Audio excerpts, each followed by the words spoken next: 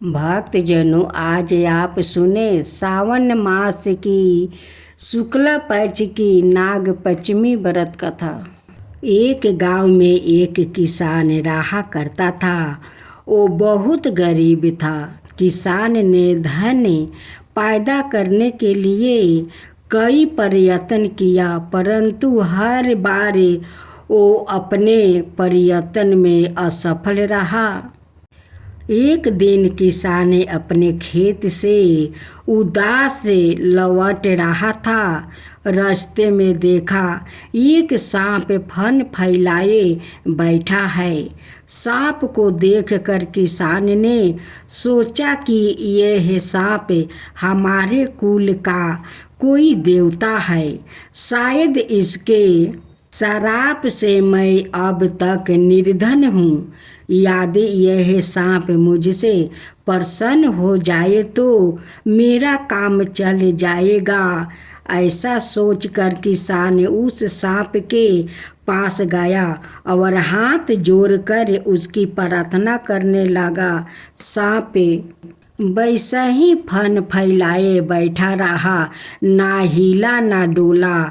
किसान प्रार्थना करने के बाद घर गया और घर से एक कटोरा में दूध भर के ले आया। दूध सांप के आगे रख कर किसान घर लौट आया। दूसरे दिन किसान अपने खेत पर लौटा तो देखा कि उस दूध के खाली कटोरे में एक मोहर पड़ी है। मोहर देखते ही किसान बड़ा प्रसन्न हुआ। किसान ने अपने चारों ओर देखा, परंतु सांप नजर न आया। किसान को विश्वास हो गया कि यह ना कोई देवता है। मुझे इसकी प्रतिदिन कुछ सेवा करनी चाहिए। ऐसा सोचकर उसने यह निश्चय किया कि वो रोज कटोरे में दूध भरकर सांप के स्थान पर राख आया करेगा। किसान ने ऐसा ही किया। वो सांप के बिल के द्वार पर रोज दूध का कटोरा राख आता है। सांप दूध पी लेता है और दूध पीकर एक मोहर डाल देता है।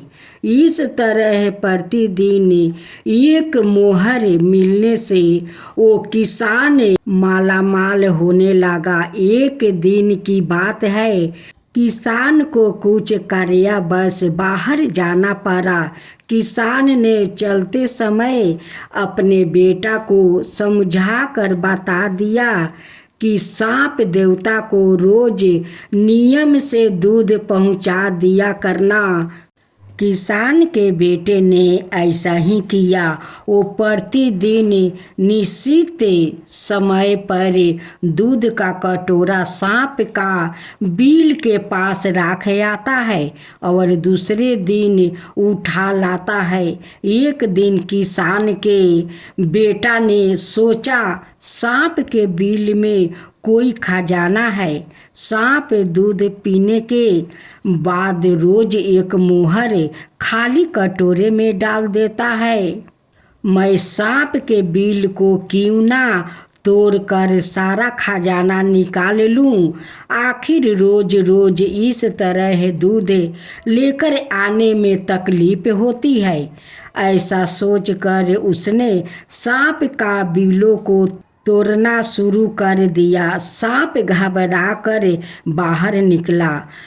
किसान का बेटे ने सांप को भी मारना चाहा। सांप बच गया और उसने किसान को बेटा को काट लिया। सांप के काटते ही किसान का लड़का मर गया। किसान को जब अपने पुत्र के मरने का पता लगा तब वो दौड़ा सांप के बिल के पास पहुंचा। सांप फैन फैलाए बैठा था। किसान सांपों को देखकर अपने पुत्र के लिए प्राण दान मांगने लगा। सांप बोला, अरे किसान, जो दूसरों को नुकसान पहुंचाकर अपना फायदा करना चाहते हैं उनका यही हाल होता है। श्रद्धा भक्ति से जो सेवा करता है उसको सादा अच्छा फल मिलता है। किसान रोता हुआ अपने घर लौट आया। उस दिन सावन मास के शुक्ल पक्ष की नाग पंचमी था। उस दिन किसान ने नाग देवता को दूध और खोई श्रद्धा भक्ति से चढ़ाया और हाथ जोड़कर विनती करने लगा कि हे नाग देवता, मेरा बेटा को प्राण लौटा दीजिए। मैं हर साल आपको ऐसे ही श्रद्धा भक्ति से दूध खोई खिलाऊंगा। नाग देवता को किसान पर दया आ गई। नाग देवता जाकर उनकी बेटा के सारे विष टान लिया और उनकी बेटा उठकर बैठ गया। तो साथियों, जब सावन मास में आप लोग सांप देखे तो सांप के मत मारिए, उसे हाथ जोड़कर प्रार्थना कीजिए कि हे नाग देवता, आप जहाँ से आए हो वहाँ लौट जाओ, किसी को नुकसान मत पहुँचाओ। सावन मास में सांप को देखकर भूल से भी नहीं मारना चाहिए।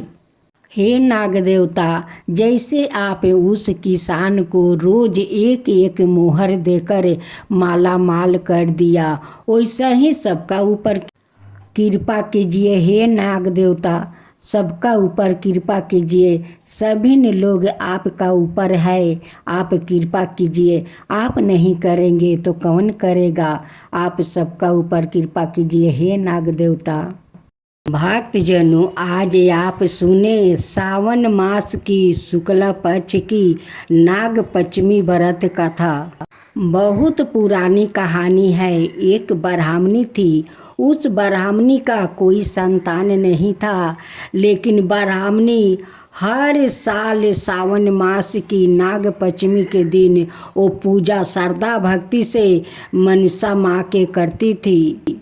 उस ब्राह्मणी का श्रद्धा भक्ति देखकर माँ मनसा प्रसन्न उन पर हो जाती है और उन्हें गर्भवती बना देती है। कुछ दिन का बाद ब्राह्मणी खूब सुंदर पुत्र के जन्म देती है।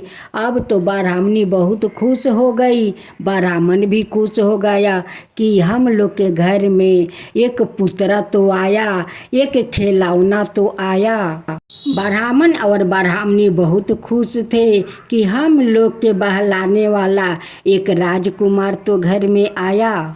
ब्राह्मणी अपना पति से कहती है कि सुनते हो राजकुमार के पिताजी, काल तो नाग पंचमी है, मुझे तो मंदिर जाना होगा। आप आज बाजार जाइए और बाजार से माँ मनसा के लिए सारा पूजा का सामग्री लेकर आइए, क्योंकि सुबह सुबह माँ मनसा के दूध केला खिला देने से वो शांत रहती है। अब तो उस दिन ब्राह्मण का बाहर से कुछ काम आ गया। अब तो ब्राह्मण को बाहर जाना पड़ा। अब वो क्या करे? ब्राह्मणी कहती है कि मैं क्या करूं? अगर राजकुमार के वहाँ ले जाकर बाहर में बैठा दूं तो कोई उठाकर लेकर चला जाए।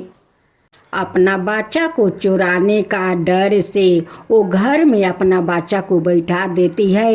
एक कटोरा में दूध और चम्मच दे देती है कि राजकुमार तुम दूध खाओ, तब तक मैं मंदिर जाकर नाग देवता को दूध पिला कर आती हूँ।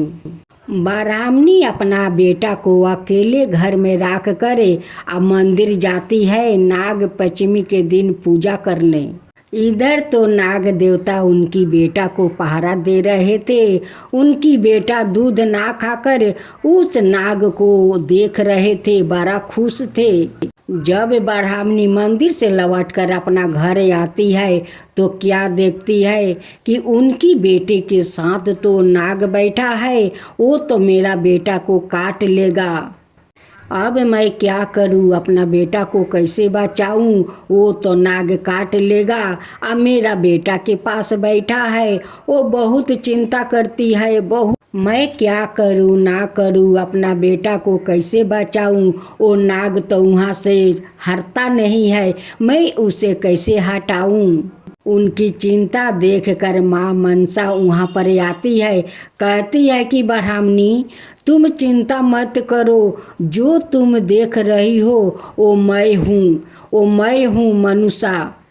तुम अपना बेटा को अकेला छोड़कर तुम मेरा पूजा करने गई थी, उसलिए मैं आकर तुम्हारा बेटा को पहरा दे रही हूँ, देखभाल कर रही हूँ।